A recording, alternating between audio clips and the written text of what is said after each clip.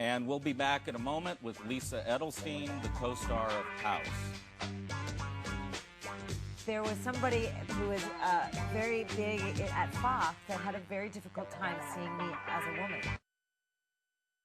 And we're back. We're joined by an extremely talented and versatile actress who is currently a regular on the hit show House, Lisa Edelstein. Thanks for joining us. Thank you. Nice to meet you. Well, actually, we met once before. Peter Chernin was being honored. Oh, and was John, that luncheon? It right. was incredibly long. It went on and on and on. But I came up to you afterwards and I said, you know what, you're way too attractive to be a guy. Because you played a transsexual on Ally McBeal. Right. And you told me and then I felt like a moron because you said that people came up to you after you had done that stint. It was a recurring stint on the show. And there were actually people who thought you were a guy. There were people who said to me on the street, I totally believe it, and then they'd run away.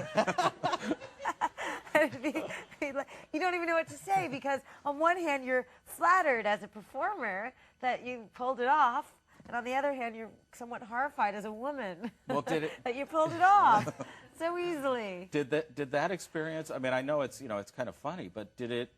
When you think about taking a role, I mean, you always say, was it going to follow you at all? But did that make you more careful at all about? My whole life follows me. I mean, what difference does it make? You can't make any real decisions based on that. I mean, if you did, then this business would be a tough one for you. But yeah, it follows you. I mean, even getting this job on House, there was somebody who was very big at Fox that had a very difficult time seeing me as a woman, because I had just done the Ally McBeal show, character. Or I didn't think it was just, I think it had been 2 years. You know, there's a lot of gender confusion at Fox. So. But those aren't the people that matter. The people that matter are the creative people that you work with that actually know what it means to be an artist and what it means to play a character and what it means to write something. And those people, the ones that will give you the next job, that will redefine you for that minute.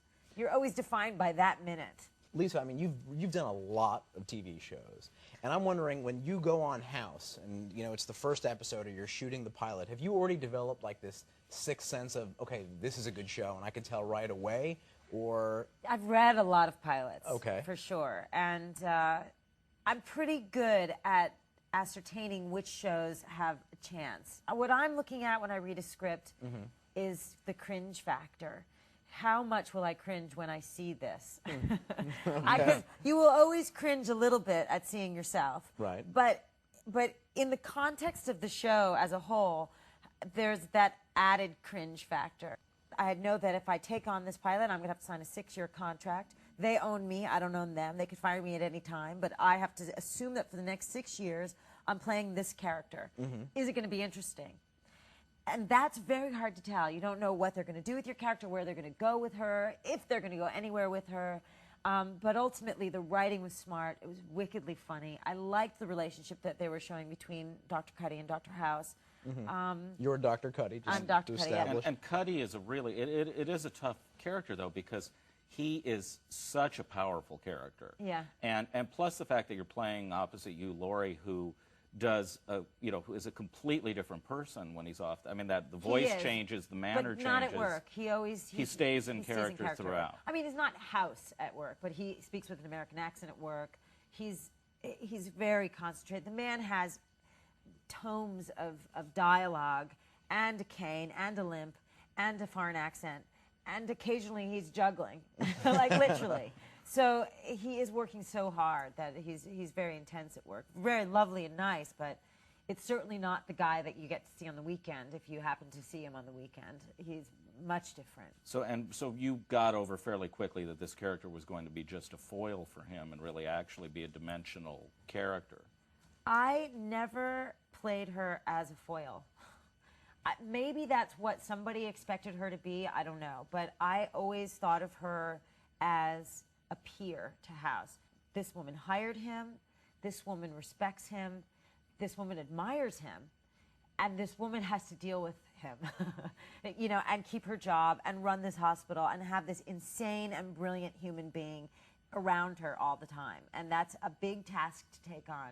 But I never saw her as like a harpy woman or, that kind of wicked witch of the West on her bike, dun, dun, dun, dun, dun. You know, that was never my view of her. You know, obviously you're working now with some great producers, Yeah. but you've been all over the place. I mean, you were on Relativity, which was a terrific show, which Thank you. didn't last. Didn't last, and it doesn't get remembered very often. Zwick and Herskowitz, who Yeah. produced that, and you were in the premiere of The West Wing. The first season I did. The Hooker with Rob Lowe. Yeah, The that Heart of was- Gold Hooker. That was But amazing. and then David Kelly on Ally McBeal, Yeah. and now House.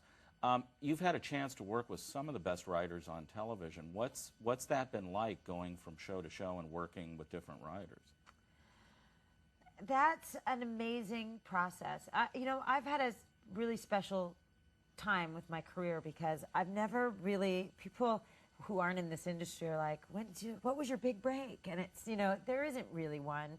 You just work. And for me, it's always been a succession of jobs where I'll do one job with somebody and end up on another job because of it. So I worked with Tommy Schlamme on this sitcom episode, and then ended up getting the job on the live ER episode with John Wells because Tommy Schlamme was directing it, and then ended up doing a recurring character on Sports Night because Tommy Schlamme again was doing Sports Night. I met Aaron Sorkin and just fell madly in love with him, and then from that ended up doing West Wing and playing the prostitute. And you know, it's just like one thing always leads to another, and it is really exciting as a creative person to fall into the hands of such talented people, because there was nothing like that West Wing script when we got it. Even the Sports Night scripts were amazing, and live ER was so exciting, and it had never been done before.